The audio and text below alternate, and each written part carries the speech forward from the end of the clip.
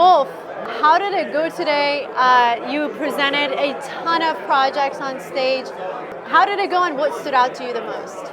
Today's been absolutely amazing, Mona. I had a great time, and I love being on stage, so it was right up my alley. I got to introduce several speakers, plus give a presentation of my own. My presentation I really enjoyed. I kind of kept it with the basics of building an audience and the power of trust and competency and getting your message out there, but I also had the pleasure of listening to your presentation, introducing several other people, talking about AI, getting backstage with all the speakers. So for me, this is kind of the ideal type of conference, if I'm being honest, where so many conferences that you go to, people huddle up in their circles, they go to the corner, they're not trying to talk around, and it feels like everybody at this conference is on the same page of, let's talk to as many people as possible, let's exchange information, and let's do things together. You said trust, and we continue to hear this word trust in our Web3 space. How important is it at this point, in this juncture where we are, for brands to make sure that what their product and their services have that trust element to it? It's incredibly important, especially as the space just gets more saturated, right? Yeah. As you get saturated, you have to figure out, how am I going to stand out? Now, of course, if you can create a revolutionary product that's never been done before, that's a great way to stand out. But most people aren't going to have that capability, right?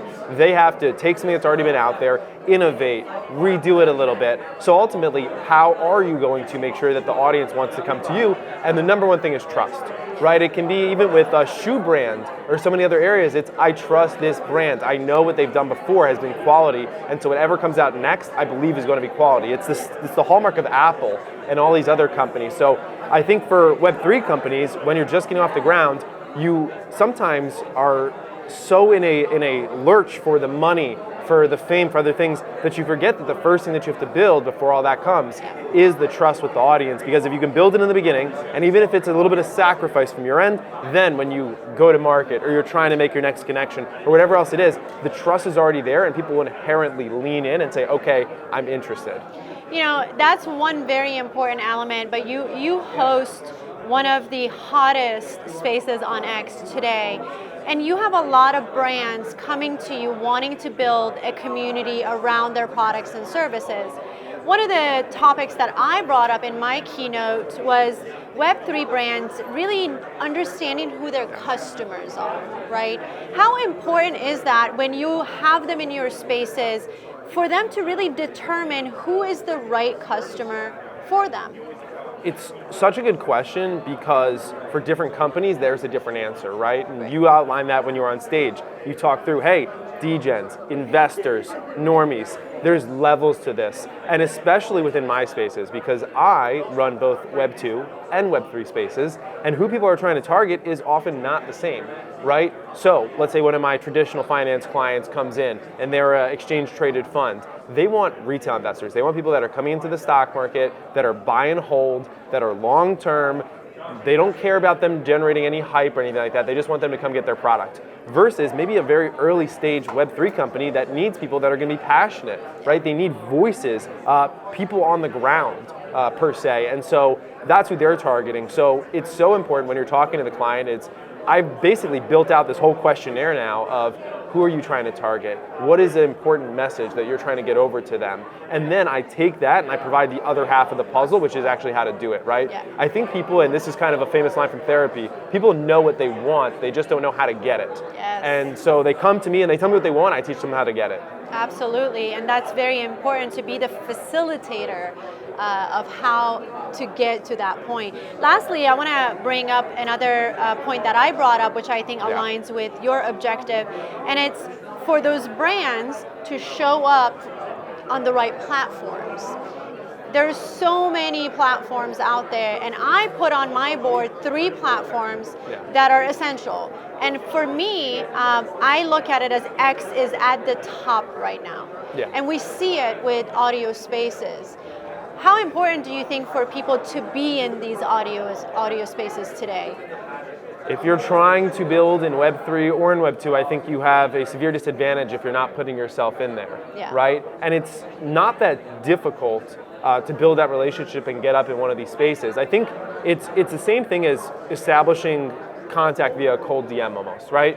What I tell people is the first time that somebody hears from you or listens to you should never be through a cold DM. The first time that they should see you is commenting, engaging with their content, and building that relationship on the timeline first. Because if you do that, then you can get into the spaces, then you can get into other areas. And the next thing you know, when you're on the space, it's a great numbers game, right? If there's 200, 300, 400 people in that space, sometimes all you need is one or two of them to be talking to. So you're playing that bigger numbers game. But the most important reason of it for everything here that I would say is it's the authenticity of the voice and the person that comes through when people are talking to each other. Yeah. It's tonality that you cannot get over text. And also, when it comes to text posts, for example, a newsletter or a tweet, sometimes it's not even the person themselves that's writing it, right? Yeah. You don't even know if it's them. They could just be pulling content or copy pasting content. You can't copy paste your thoughts on a space. You know, you have to be able to speak them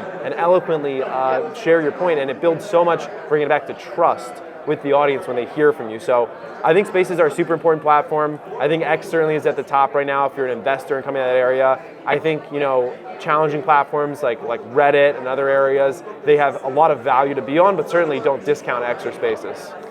Yes, and we have to thank TWC and the team that brought this entire event together to build that trust, bringing people one-on-one to see each other, to meet each other, to shake hands. So we're very grateful for the team to make this very first inaugural World Web3 Conference right here in Orlando. Overall sentiment, how did you feel about the event? Yeah, this has been a dream. I thought that this was executed super well. When it came to last night, the first event was a networking event, which I loved. I think some conferences, the first piece is a breakfast where people are walking in and it's in the morning. Doing this a nighttime event with an open bar and food and items like that, it really broke the ice, I think, for a lot of people. And it just, you bumped elbows with, 10, 20, 30 different people last night. That led into today really, really well. How you were coming into today and you were able to say, okay, I already know all these people. I'm coming in, I'm sitting next to my friends. The speakers are happening, things are running on time. The crew, I can testify, is great backstage. They're fantastic, miking people up quickly, giving them insights and information. So I'm pretty excited. We're only about halfway through here. We've got more speakers coming up. We've got a nighttime event happening. So listen, more conferences need to take notes on the vibes that are happening at this conference and the relationships that are being built.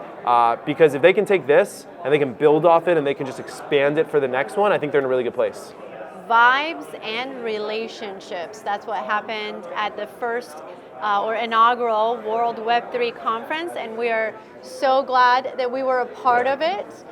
So we hope to see more next year. I had a little birdie tell me maybe it's going to be overseas so that we can make it the World Web3 Conference. But however and wherever we're going to be, we're excited and hope to see you guys next year. Yeah, definitely. If you are watching this, make sure that you're staying in touch with everything that TWC is announcing. If you are watching, get your tickets early because they are super, super cheap for the next one if you get them on early bird. And I'd love to personally greet you at the next one. Awesome. Thank you so much, Wolf. Thank you. See you next year. See you then.